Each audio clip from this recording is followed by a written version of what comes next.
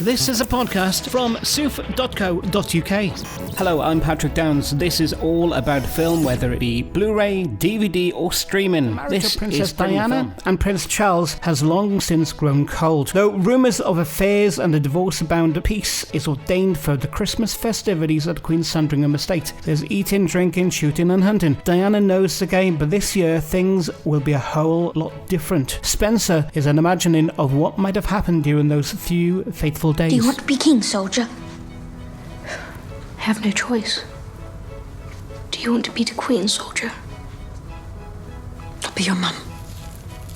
That's my job. It stars KRISTEN Stewart, Sean Harris, Sally Hawkins, Jack Farthing and Timothy Spall. And our film correspondent Hayley Donaghy caught up with KRISTEN Stewart, who plays Diana, by the pressure of bringing such a beloved figure to the screen, the significance of the costumes, and what it'd feel like to receive recognition from the upcoming award season. From my perspective, I'm still curious because it was such an instinctive kind of leap towards this thing.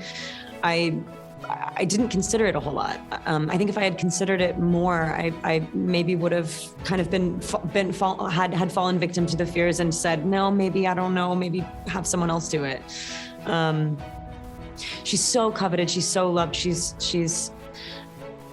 People think that they know her so well, and they do because everyone's impression is their own, and I think it was really important for me to kind of focus on my own curiosities and not everyone else's, because that would have been too much. Yeah. Absolutely.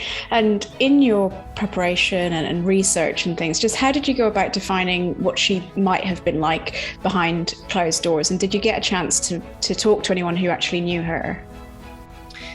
Stephen Knight, who wrote the screenplay, he spoke to people apparently that were there in the house, and he's not even at liberty to disclose who those people are. So it was apparently a true insider's perspective. Having said that, it is still a complete fantasy. It's really immersive, and it's subjective because it's from her perspective, and it's very surreal.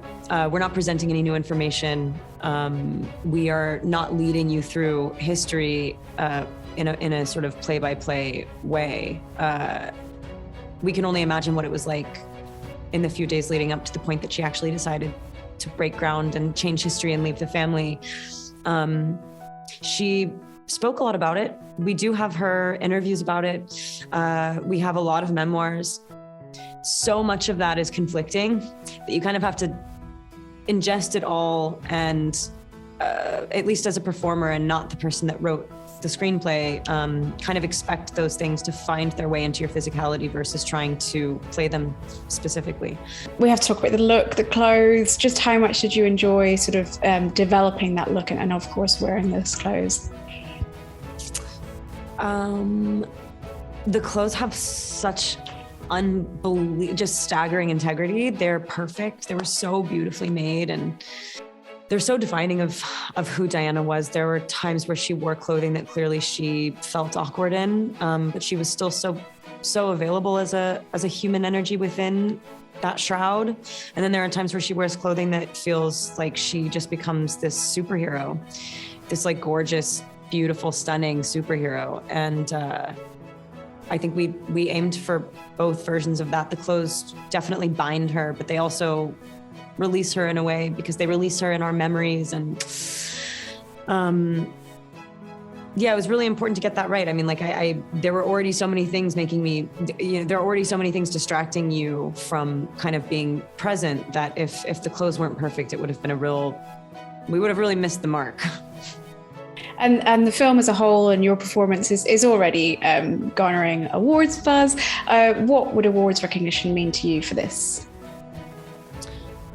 I mean, how cool. That would be crazy. For lack of a more complicated answer, that would be amazing. Not to sound cheesy, but I do just love her so much. I think to put her on the forefront of a really open, kind of honest, difficult conversation, but one that is tinged with love and a lot of beauty is it's only fun for me to sit back and watch now. So yeah, I mean, that would be awesome. And finally, I love that we saw a bit of her love for dancing as well. How much did you enjoy shooting those scenes? Those were honestly so much fun to do, but the scariest part of the movie for me, because I could prepare every other aspect. I could learn all of my lines. I could read the script very specifically and know what to expect. The montage was very interpretive. We shot it every single day, and Pablo would choose an outfit and a location and a song and sort of ask me to shove our entire day and everything we've learned and everything we feel about Diana into this moment and sort of just inhabit the space and let it live. And the opportunity to do that was amazing because I wanted to tell her entire story. This happened to be over the course of 3 days, but I wanted to think about what it felt like for her when she was a little kid, what it felt like for her when she got married, what it felt like to sort of have this life flash before your eyes right before you make the decision to leave a particular life.